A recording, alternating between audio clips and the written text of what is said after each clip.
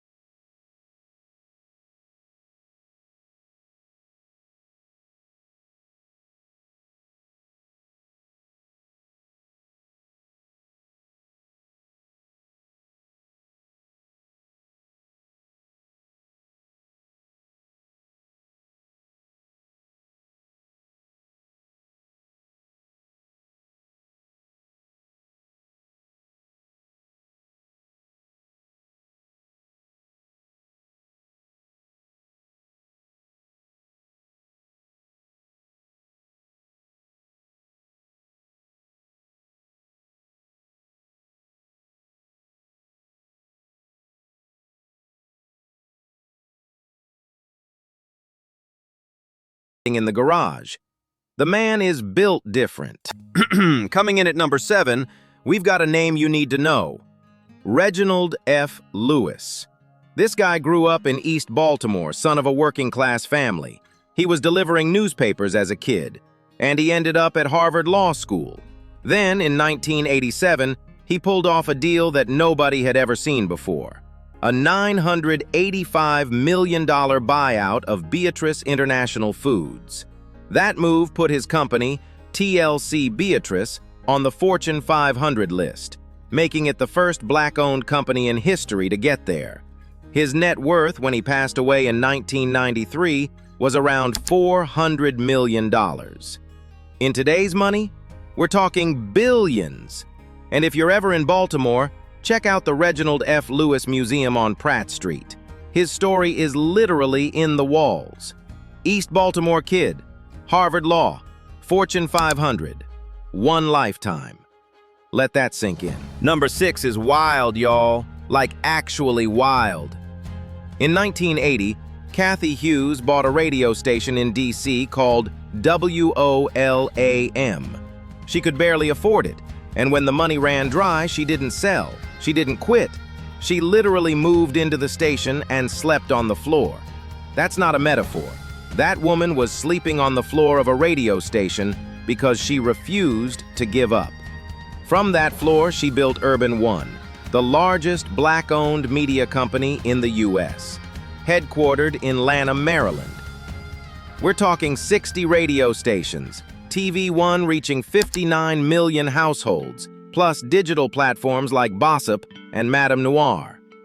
The family's combined net worth? Around $500 million. Her son, Alfred Liggins III, took the company public in 1999, making Cathy Hughes the first black woman in history to chair a publicly traded company. That's not just a Maryland thing, that's an American first, full stop. And Cathy doesn't play it safe either. She went on air and called out black community members by name when they didn't support her casino bid. Love her or not, she speaks her mind. That energy is exactly why she built what she built. All right, number 5, the Peebles family. And this one's got a crazy origin story. At just 23 years old, Don Peebles got appointed to D.C.'s Real Property Tax Board. At 24, he became its chairman. And that insider knowledge? He used every bit of it to build a real estate empire. His net worth today is estimated at over $700 million, with a real estate portfolio worth about $5 billion across major cities.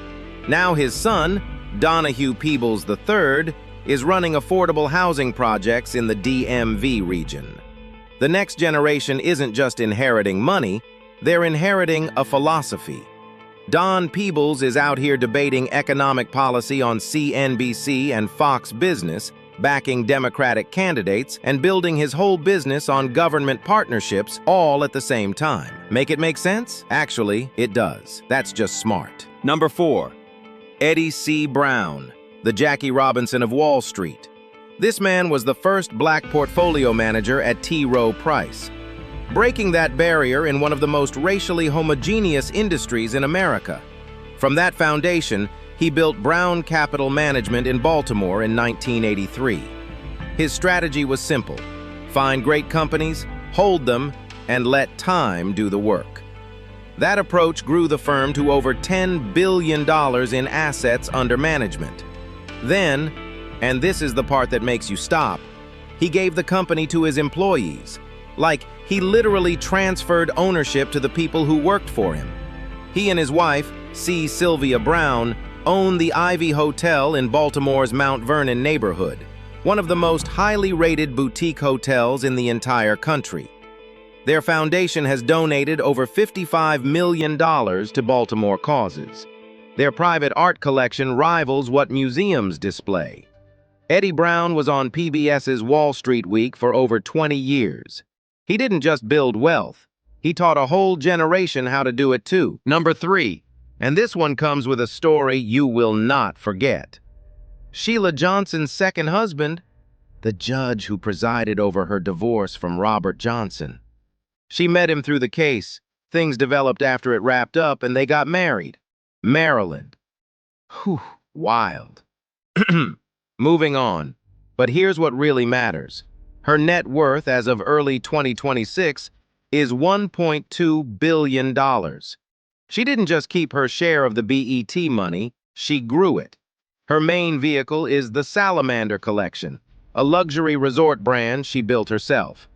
The flagship Salamander Resort and Spa in Virginia is valued at over $130 million. This isn't a celebrity slapping their name on a hotel. She actually runs the operation. Then there's the sports ownership. Sheila is a partner in Monumental Sports and Entertainment, the group that owns the Washington Wizards, the Washington Capitals, and the Washington Mystics. She holds stakes in all three simultaneously, making her the first black woman in history to own positions in 3 major pro sports franchises at the same time. Her 2023 memoir, Walk Through Fire, lays it all out. The hard marriage, the reinvention, everything. Real one. Number 2. Robert L. Johnson, the first African-American billionaire in history. In 2001, he sold black entertainment television to Viacom for $3 billion. The timing was perfect, and the move was calculated. After BET, he built the RLJ companies out of Bethesda, Maryland. We're talking a publicly traded hotel REIT with over 100 properties, one of the largest auto retail groups in the country, doing over $1 billion in annual revenue, and a private equity firm. His net worth today sits between $1 billion and $2.5 billion. Now, the 2002 divorce from Sheila Johnson split the BET fortune. But here's the thing. Instead of destroying wealth, it duplicated it. 2 separate billionaire operations now exist where there used to be one. A divorce that created 2 empires. That's a different kind of legacy. And at number 1, the family most people have never heard of. But the CIA, the NSA, and the Department of Defense, they know them very well. David Steward grew up in the segregated South, son of a mechanic and a janitor. In 1990, he built worldwide technology from basically nothing. By 2026, WWT brings in $20 billion in annual revenue and serves as the tech backbone for the most sensitive agencies in the U.S. government: FBI, CIA, NSA, Department of Defense. Not just catering their lunch, we're talking cloud architecture, cybersecurity, and digital infrastructure for America's most critical operations. David Steward's personal net worth? $11.4 billion. That makes him the wealthiest Black American on the Forbes 400 list. His daughter Kimberly founded K-Media, the production company behind Manchester by the Sea, winner of 2 Academy Awards in 2017. One branch of the family is running federal defense contracts. Another is producing Oscar-winning films. Another is building an animation studio for Black storytelling. That's not just diversification. That's an empire built on every level of American power and culture at the same time. And it all started with a mechanics kid who refused to stay where the world tried to put him. So there you have it. 8 Black dynasties from Maryland. 8 completely different come-up stories and one common thread. None of these families waited for permission. Which one of these dynasties hit you the hardest? Drop it in the comments right now. And if you're new here, hit that subscribe button, because over at Luxury Hanker, we don't just talk about wealth, we show you what it actually looks like to build it. We'll see you in the next one.